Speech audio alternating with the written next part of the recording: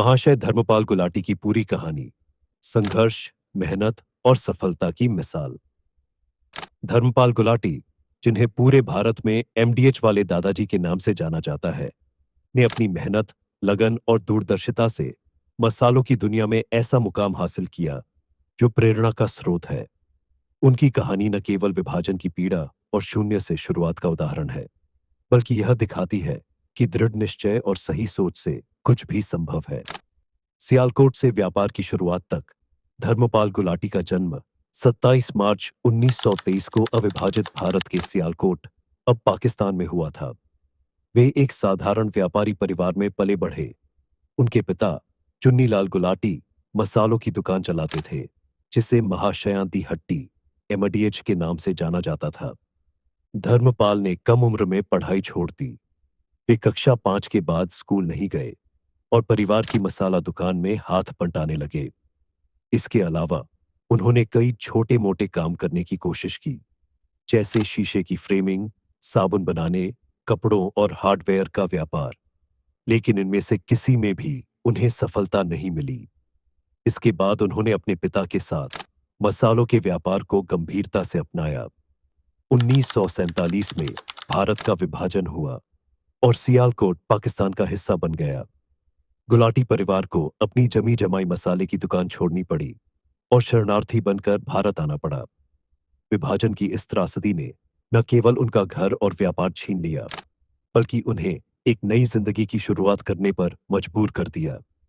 धर्मपाल गुलाटी अपने परिवार के साथ अमृतसर के शरणार्थी कैंप में कुछ समय तक रहे और फिर 1500 रुपये लेकर दिल्ली आ गए।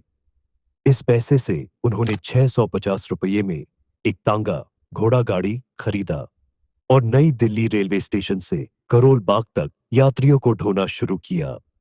लेकिन उनका सपना बड़ा था।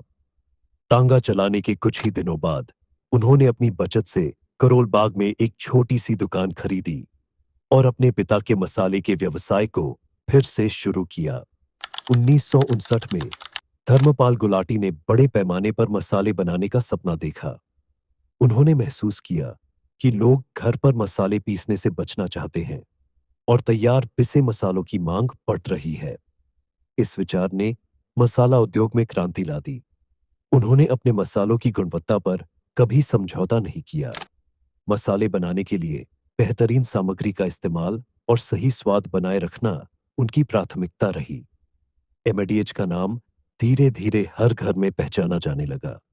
उन्होंने अपनी दुकान से शुरुआत की और फिर इसे एक ब्रांड के रूप में स्थापित किया।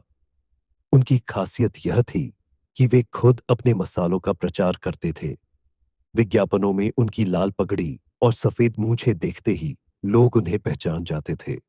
आज एमडीएच मसाले भारत और दुनिया के 100 से अधिक देशों में निर्यात होते हैं। उनकी फैक्ट्री रोजाना 30 टन मसाले बनाती है। धर्मपाल गुलाटी भारत के एफएमसीजी सेक्टर के सबसे ज्यादा वेतन पाने वाले सीईओ बने। उनकी वार्षिक आय 21 करोड़ थी, लेकिन वे अपनी आय का 90% हिस्सा दान कर देते थे। उन्होंने 1984 में दिल्ली के जनकपुरी में माता चन्नन देवी अस्पताल की स्थापना की, जहां गरीबों का मुफ्त इलाज होता है। यह अस्पताल उनकी मां की याद में बनाया गया था और आज 300 बेड का सुपर स्पेशलिटी अस्पताल है। धर्मपाल गुलाटी को उनके योगदान के लिए 2019 में भारत सरकार ने पद्म भूषण से सम्मानित किया। उनका मानना था कि व्यवसाय का उद्देश्य केवल लाभ कमाना नहीं, बल्कि समाज को भी कुछ लौटाना है। उनकी सबसे बड़ी खासियत थी उनका विनम्र स्वभाव और मेहनत का जज्बा।